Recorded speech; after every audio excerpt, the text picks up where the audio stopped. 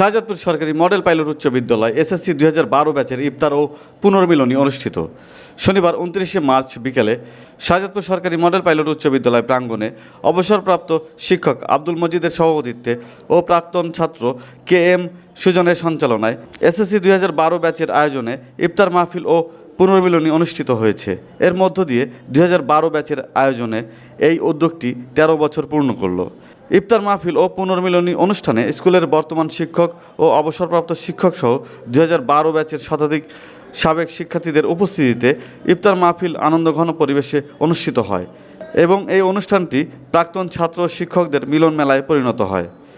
এ সময় উপস্থিত ছিলেন শাহজাদপুর সরকারি মডেল পাইলট উচ্চ বিদ্যালয়ের শিক্ষক আব্দুল হাই, অবসরপ্রাপ্ত শিক্ষক রফিকুল ইসলাম, আব্দুল মজিদ, ফজলুল হক, আবু তাহের ও শাহিন মিনারা শিলা প্রমুখ।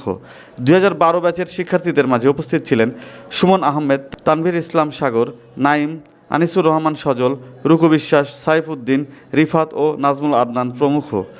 এ সময় এসএসসি 2012 ব্যাচের উপস্থিত প্রাক্তন ছাত্ররা তাদের স্কুল জীবনে নানান স্মৃতিচারণ করেন এবং তাদের জীবন গড়তে শিক্ষকদের ভূমিকা তুলে ধরেন।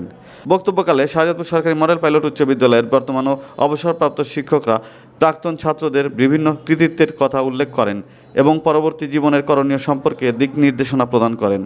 এ সময় প্রয়াত শিক্ষক দীপক কুমার ও আনোয়ার হোসেনের স্মৃতিচারণ করে তাদের আত্মার শান্তি কামনা করা হয়। ইফতার মাহফিলের পরে এসএসসি 2012 ব্যাচের আয়োজনে কেক কাটা ও ফটো সেশন করা হয়। দোয়া পরিচালনা করেন সহকারী শিক্ষক মাওলানা আব্দুল হাই। রাজীব আহমেদ রাসেল, প্রত্যাশা নিউজ, শাহজাদপুর, সিরাজগঞ্জ। আমরা 2012 সাল থেকে এই ইফতার মাহফিলটা চালু করেছিলাম। মূলত 2012 সালে আমরা একটা বিদায় অনুষ্ঠানের মাধ্যমে আমাদের যাত্রা শুরু হয়। আমরা নিশ্চয়ই আমাদের যারা পাইলটের এখানে আমরা আছি, আমরা সবাই জানি যে আমাদের এখানে একটা পুরাতন অডিটোরিয়াম ছিল এবং 2012 সালের দিকে যেটা ঘটতো, তখন যে কোনো বিদায় অনুষ্ঠান হলে সেই অডিটোরিয়ামে একটি মাইক দিয়ে আমাদের বিদায় দেওয়া হতো। তখন আমরা সনাতন সকল ধর্ম, রীতি নীতি সকল কিছু বাদ দিয়ে আমরা সকল ট্রেডিশন ভঙ্গ করে আমরা চিন্তা করলাম আমরা নিজেরা নতুন কিছু তৈরি করি। তখন আমরা নিজেরা সর্বপ্রথম নিজেদের অর্থায়নে আমরা এই পাইলটের মাঠে, খোলা মাঠে আমরা সর্বপ্রথম আমরা বিদায় অনুষ্ঠানের একটা বড় প্রোগ্রাম আয়োজন করি এবং এরই ধারাবাহিকতায় 2013 সাল থেকে আমরা একটা বছর ব্যতীত করোনার সময়টা বাদ দিয়ে আমরা বাকি প্রতিটা বছর ইনশাল্লাহ আমাদের সকল বন্ধুগণদের আন্তরিকতা এবং আমাদের শ্রদ্ধেয় শিক্ষকদের আপ্রাণ চেষ্টাতে আমরা এই প্রোগ্রামটা চালু করে আসছি এবং এটা চলছে। আপনি জিন্না সাহেবকে বলেন, আপনার সাথে তো আমার চাইতেও ভালো পরিচয় হয় না, লজ্জা লাগে একদিন পর আচ্ছা বলি বলেন, তো বলে নাই। আমাকে খালি বলে যে আসলে একটু আমাকে জানায়।